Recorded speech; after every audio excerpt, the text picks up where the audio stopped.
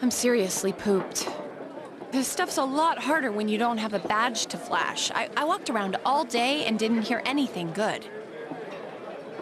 It was the same for me. There was absolutely no talk about the case whatsoever, let alone the true culprit. Ditto for me.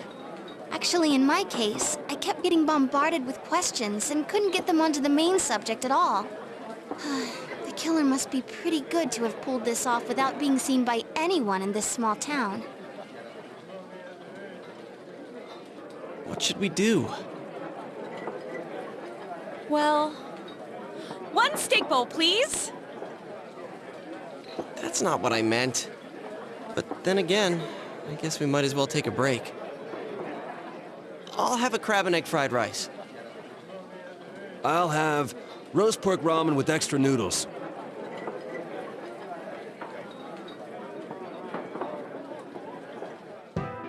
Now that our tummies are full, let's share what we learned, even if it wasn't much.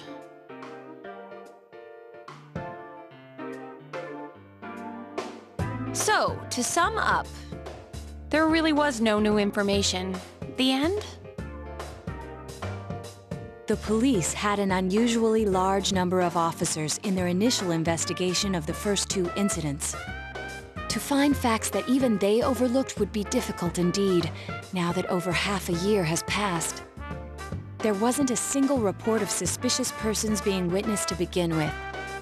Miss Yamano had ardent fans, whereas Saki-san didn't, but otherwise the conditions are the same.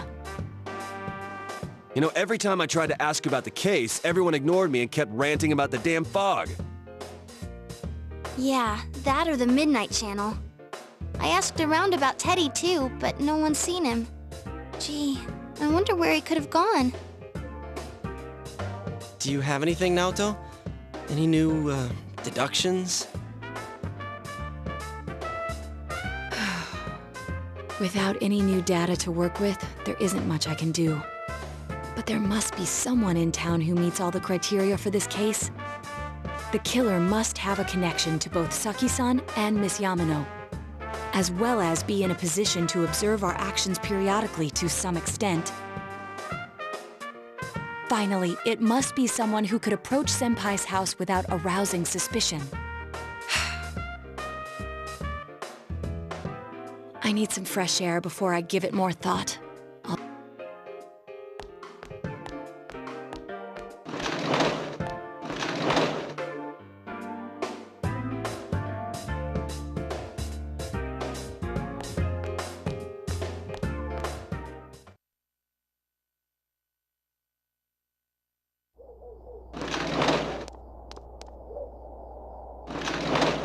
It's snowing. No wonder it's chilly.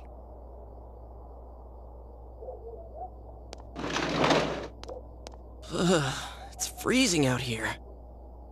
Maybe this'll help clear my head and get my deductive muscles flexing. Hey, is it snowing? Too bad the fog's so thick. The snow just gets lost in it.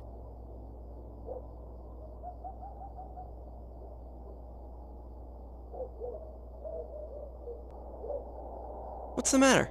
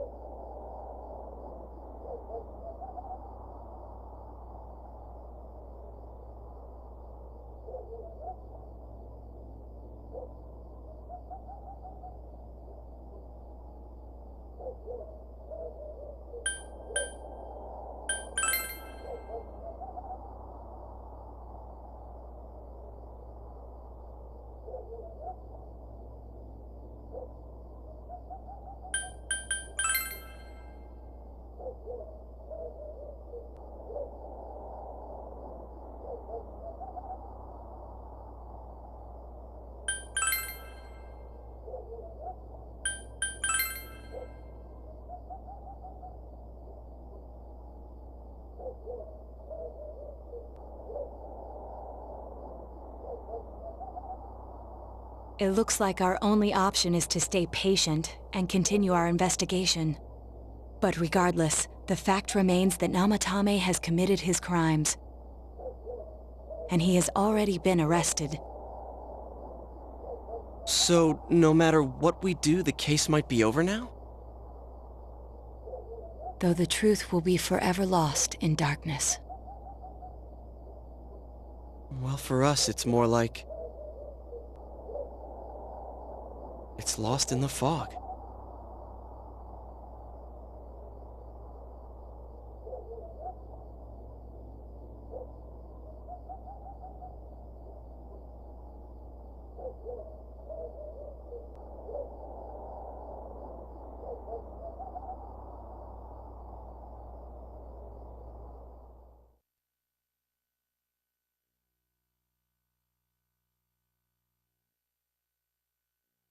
I'm going back to my own world.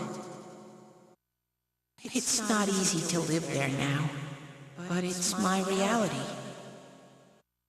I'm really, really thankful for everything all of you did for me. Well, goodbye.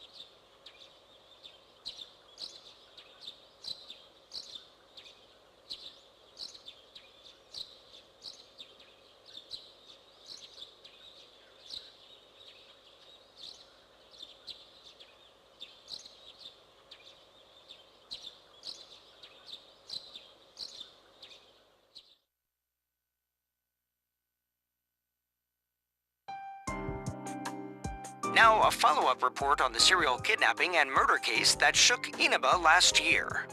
Defendant Taro Namatame has confessed to committing the multiple kidnappings that previously seemed irrelevant. However, he continues to flatly deny his involvement in the first two murders. With so much unknown regarding his motives and methods, many are hoping his trial will shed some light on these mysteries. Up next is our fog forecast for today. Fog is still covering the town, but it should soften somewhat this week with the coming of spring. Today and tomorrow will see fairly light amounts of fog as usual. Saturation from then on is still to be determined. If you have travel plans, please be mindful of visibility conditions. It's almost time for your train. You ready to go?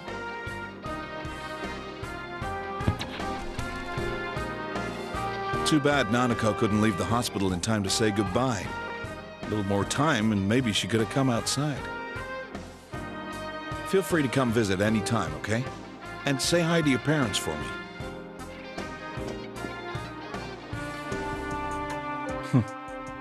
There's no doubt he's the one who put Nanako through all this. But the more I interrogate him, the more I start to question myself. Did Namatame really murder 2 people?